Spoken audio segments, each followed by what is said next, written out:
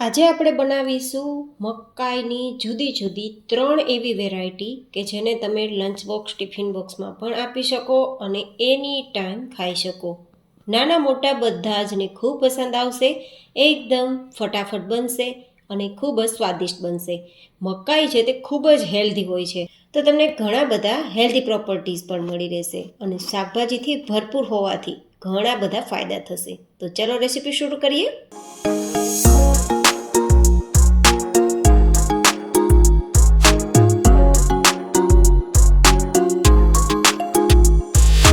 તો અહીંયા મેં 2 નંગ જેટલી કાચી મકાઈ લીધી છે. તમે દેશી મકાઈ અથવા તો અમેરિકન મકાઈ તમને જે મળે તે લઈ શકો છો. હવે આ રીતે આપણે ચપ્પુની મદદથી તેના દાણા અલગ કરી લેશું. હવે આપણે મકાઈના દાણા કાઢી લીધા છે, તો સાથે થોડા શાકભાજી ઉમેરીશું. તો 1 થી 2 નંગ જેટલા ગાજરને એકદમ નાનું નાનું ચોપ કરેલું છે, સાથે 2 નંગ જેટલી ડુંગળી અને થોડા 3 થી 4 નંગ જેટલા મરચાંના ટુકડા કરેલા છે. બધી જ વસ્તુ મેં ચોપરમાં ચોપ કરેલી છે, તમે ખમણીને પણ લઈ શકો છો. હવે આપણે આ વેરાયટીને એકદમ ટેસ્ટફુલ બનાવવા માટે એક સ્પેશિયલ મસાલો તૈયાર કરીશું. તો મસાલો આપણે મિક્સર જારમાં નહીં પણ ખારણીની અંદર તૈયાર કરીશું, જેથી એકદમ ટેસ્ટફુલ તૈયાર થાય.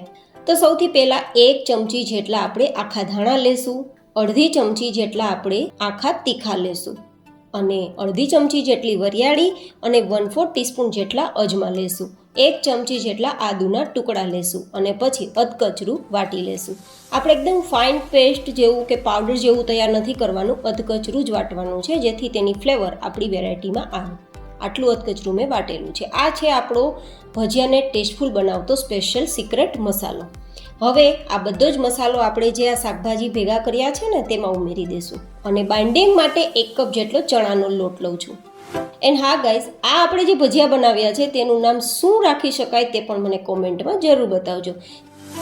સાથે તે જ કપથી 1 કપ જેટલો મેં અહીંયા ચોખાનો લોટ લીધો છે અને ના મળે તો અડધા કપ જેટલો રવો અને જે ચણાનો લોટ લીધો છે ને તેને 1.5 કપ જેટલો લઈ અને કુલ ટોટલ 2 કપ જેટલો આપણે લોટનો ઉપયોગ કરવાનો રહેશે.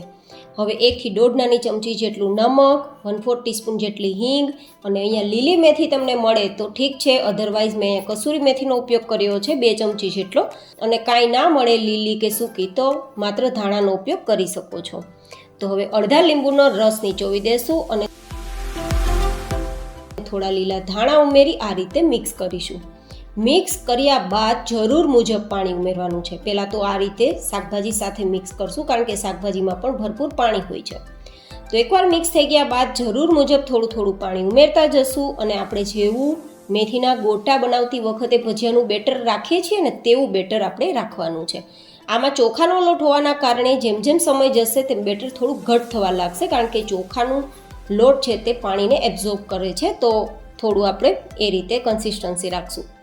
તો આટલું આપણું થીક બેટર તૈયાર થઈ ગયું છે. તો અત્યારે તેને 10 મિનિટ માટે સાઈડ પર રાખી દઈશું, કારણ કે ચોખાનો લોટ હજી ફૂલશે. હવે 10 મિનિટ પછી આપણું બેટર સેટ થઈ ગયું છે. તો આપણે ગરમ તેલ 2 ચમચી જેટલું ઉમેરશું, કારણ કે આજે આપણે સોડાનો ઉપયોગ નથી કરવાના ને, તો ભજીયાને એકદમ ખાવામાં નરમ તૈયાર કરવા માટે 2 ચમચી જેટલું ગરમ તેલ ઉમેરવું જરૂરી છે. હવે આ રીતે મિક્સ કરી દેશું.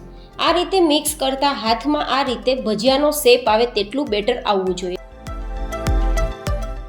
તો આપણા આ બેટરને હવે તળવા માટે મીડિયમ ગરમ તેલ કરીશું અને મીડિયમ ગરમ તેલમાં મીડિયમ ગેસની ફ્લેમ પર આપણે કડાઈમાં જેટલા સમાય તેટલા આપણા આ ભજીયાને ઉમેરી અને તળશું. અહીંયા આપણે એક વસ્તુનું ધ્યાન રાખવાનું છે કે આ ભજીયાને માત્ર 50% જેવા તળવાના છે.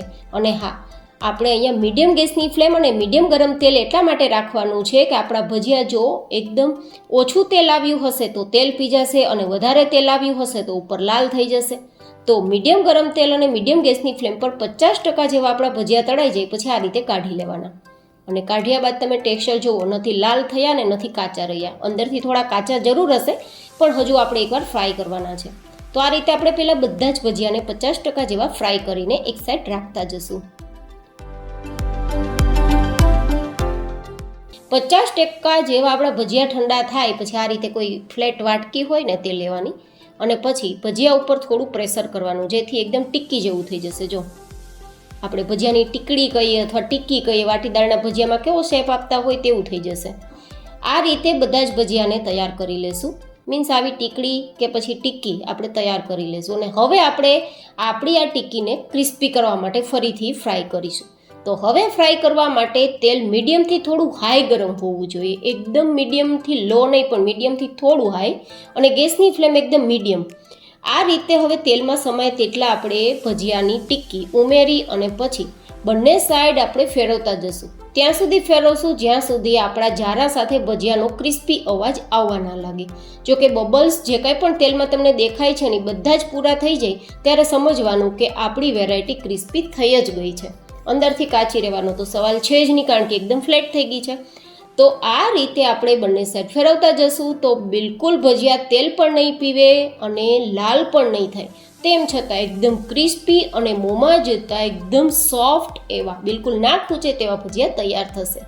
તો આ રીતે આપણે બહાર કાઢી લઈશું, કારણ કે બંને સાઈડ ક્રિસ્પી અને ગોલ્ડન થઈ ગયા છે. તો તમે જોઈ શકો છો કે બહાર કાઢતા જ બિલકુલ ઓઇલ દેખાતું નથી. આટલા ઓઇલ ફ્રી તૈયાર થયા છે આપણા ભજીયા. અને આટલા ઓઇલ ફ્રી તૈયાર થયા હોવા છતાં આટલો ક્રિસ્પી અવાજ તમે સાંભળો.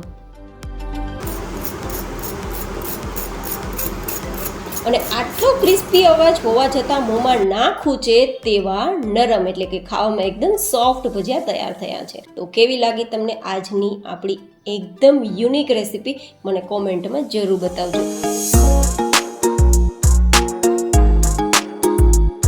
તો સૌથી પહેલાં આપણે કોમ્પ્યુટર જેવી યાદશક્તિ આપવા માટેનું પહેલું ઇન્ગ્રેડિયન્ટ્સ લેશું, અને તે છે મકાઈ. મેં અહીંયા 1 નંગ લીધી છે અને આજની વેરાયટી 2 થી 3 વ્યક્તિને થઈ શકે તેટલી બનવાની છે. તો તમે તમારા ઘરના સદસ્યો પ્રમાણે આ ઇન્ગ્રેડિયન્ટ્સમાં વધઘટ કરી શકો છો. તો અત્યારે આપણે ફટાફટ તેના દાણા કાઢવા માટે આ રીતે હું ખમણીનો ઉપયોગ કરું છું, જેથી આપણા મકાઈના દાણા ફટાફટ નીકળી જશે. ઉપરના જે છોતા હોય તે પણ અલગ રહેશે. અને બીજું કે આપણે તેને પેસ્ટ બનાવવાની હોય તો મિક્સરનો ઉપયોગ ના કરવો પડે. તો હવે આપણે આ જે મકાઈની પેસ્ટ તૈયાર થઈ છે, આમ તો જો કે મિક્સરમાં કરી હોય ને તેવું જ દેખાય છે, પણ એટલી સરસ થઈ ગઈ છે ખમણીને. હવે આપણે અહીંયા 2-3 નંગ જેટલા ગાજરના ટુકડા લઈશું. તો તમને જે શાકભાજી મળે તે લઈ શકો છો. સાથે લગભગ 1 નંગ જેટલું મોટું કેપ્સિકમ હોય તેને પણ મેં ચોપરમાં ચોપ કર્યું છે. આજની મેં જે કંઈ પણ સામગ્રીઓ લીધી છે શાકભાજીના રૂપમાં મકાઈ સિવાય, તે બધી જ મેં ચોપરમાં ચોપ કરેલી છે. સાથે 2-3 ચમચી જેટલું આદું અને મરચાંની પેસ્ટ અને થોડા લીલા ધાણા. તમે ડુંગળી લસણનો ઉપયોગ કરી શકો છો, ટમેટાનો ઉપયોગ પણ કરી શકો છો. મેં ડુંગળી લસણ અને ટમેટાનો ઉપયોગ નથી કર્યો. હવે અડધા લીંબુનો રસ ઉમેરી દઈશું ટેસ્ટ માટે, અને પછી બધી શાકભાજીને આ રીતે મિક્સ કરીશું. ગાઈઝ, આજની વેરાયટીમાં આપણે એક પણ ટીપું પાણીનું પણ યુઝ નથી કરવાના. વેરાયટી એ રીતે તૈયાર થશે. અને આ વેરાયટી તમે ડાયટમાં પણ લઈ શકશો, અને ખાસ તો કોઈ ડાયાબિટીસના પેશન્ટ હોય કે કોઈ એવી બીમાર વ્યક્તિ હોય જેને હલકું ફૂલકું ખાવાનું હોય તેમને પણ આપી શકો, કારણ કે આમાં આપણે વધારે પ્રમાણમાં શાકભાજીનો ઉપયોગ કર્યો છે. તો હવે બાઇન્ડિંગ માટે અડધા કપ જેટલો રવો અને અડધા કપ જેટલો ચણાનો લોટ લઉં છું. તમે અહીંયા થોડો લોટમાં વધઘટ કરી શકો. સાથે 1 નાની ચમચી જેટલું નમક ઉમેરી દઈશું.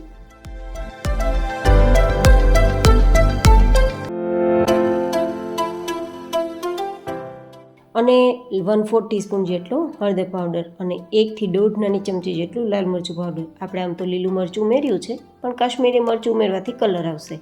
1 ચમચી જેટલો મેજિક મસાલા પાવડર. આ મેજિક મસાલાની રેસીપી મેં ડિમ્પલ્સ ડિશીસમાં શેર કરેલી છે, તમે ઘરે તૈયાર કરજો. બિલકુલ તીખો નહીં લાગે, પણ ટેસ્ટ ખૂબ જ સારો આપશે કોઈ પણ વેરાયટીને. તો હવે આ રીતે બધું જ મિક્સ કરશું. જેમ જેમ મિક્સ કરતા જશું તેમ શાકભાજીમાં પાણી હોવાના કારણે બધું મિક્સ થઈ જશે. થોડું ઢીલું લાગે તો થોડું ઢીલું જ રહેવા દેવાનું છે, કારણ કે હજી આમાં રવો છે ને તો થોડું ફૂલશે. તો રવાના દાણાને ફૂલવા માટે થોડું મોઇશ્ચર વધારે હોવું જરૂરી છે.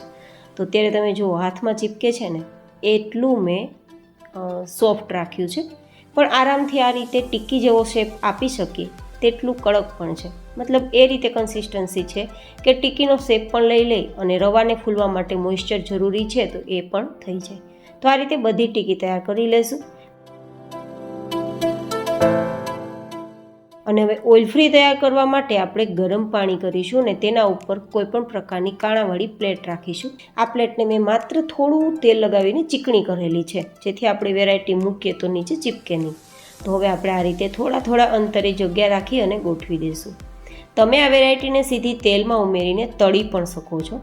તો હવે ઢાંકી દઈશું અને 10 મિનિટ માટે હાઈ ગેસની ફ્લેમ પર કૂક કરશું.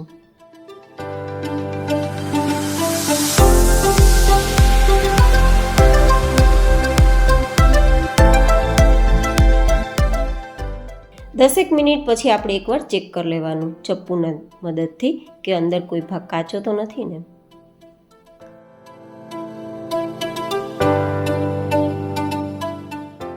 જો તમે અત્યારે એકદમ ચપ્પુ ક્લીન આવે છે, એકદમ સરસ ક્લીન થઈ ગયું છે. આમાં આપણે સોડાનો ઉપયોગ નથી કર્યો, તેમ છતાં આપણી વેરાયટી એકદમ ફ્લફી એન્ડ ખાવામાં મજા આવે તેવી બનશે. એન્ડ હા, રવો પણ ફૂલી ગયો છે એકદમ સરસ. તો દાણેદાર પણ વેરાયટી તૈયાર થઈ છે. તો આ વેરાયટીને તમે કોઈ પણ પ્રકારની ચટણી, દહીં, સોસ કે ચા સાથે ખાઈ શકો છો. ખૂબ મજા આવશે. ટિફિનમાં કે લંચ બોક્સમાં આપતા હોય તો ટોમેટો કેચઅપ સાથે સર્વ કરવું. હવે આ બધી જ આપણી વેરાયટીને આપણે નીચે ઉતારી લઈશું. વેરાયટી તમને કેવી લાગી કોમેન્ટમાં મને ફીડબેક જરૂર શેર કરજો.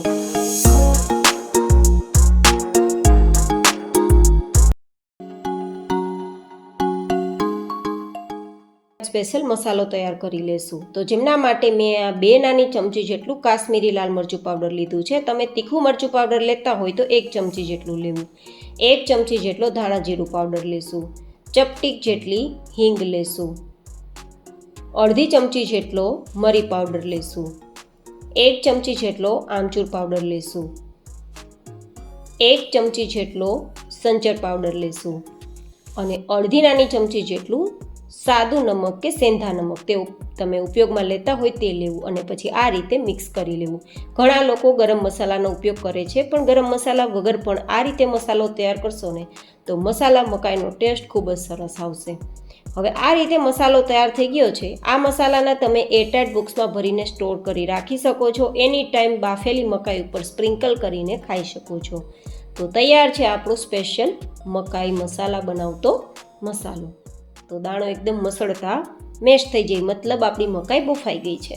તો એ મકાઈને આપણે તૈયાર કરેલા મસાલામાં આ રીતે રગદોળીને પણ ખાઈ શકો છો. ઉપર વધારે ખટાશની જરૂર હોય તો લીંબુ તમારે ઘસી લેવું અથવા લીંબુનો રસ નીચોવી લેવો. પણ એકદમ આ સરસ મસાલો ટેસ્ટફુલ બન્યો છે, તો વધારે લીંબુની જરૂર નથી.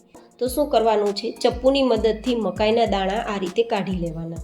મકાઈના દાણા કાઢતા પહેલાં મકાઈ એકદમ ઠંડી થઈ ગઈ હોય પછી જ કાઢવા, જેથી તમારા હાથ પણ ના દાજે અને મકાઈના દાણા બિલકુલ ભાંગે નહીં કે તૂટે નહીં. અને હવે અહીંયા 1.5 થી 2 ચમચી જેટલો હું મસાલો યુઝ કરું છું. હવે બીજું કશું ઉમેરતી નથી, માત્ર ધાણા ઉમેરીને મિક્સ કરું છું અને ધેન સર્વ કરું છું. એક્સ્ટ્રા લીંબુની જરૂર હોય તો યુઝ કરી શકો છો, બટ એકવાર આ રીતે ટ્રાય કરજો. આમાં તમે બટર, ચીઝ બધું ઉમેરી શકો છો અને ઘરે એકદમ ઓછા ભાવમાં મકાઈ તૈયાર કરી શકો છો. તો કેવી લાગી તમને આજે એકદમ ટેસ્ટફુલ મકાઈ મસાલા સાથે બનાવવાની રીત, મસાલો બનાવવાની રીત મને કોમેન્ટમાં જરૂર બતાવજો. ફરી મળીશું એક નવી જ હેલ્ધી એન્ડ ઇન્ટરેસ્ટિંગ રેસીપી સાથે. ત્યાં સુધી stay healthy, stay happy, take care.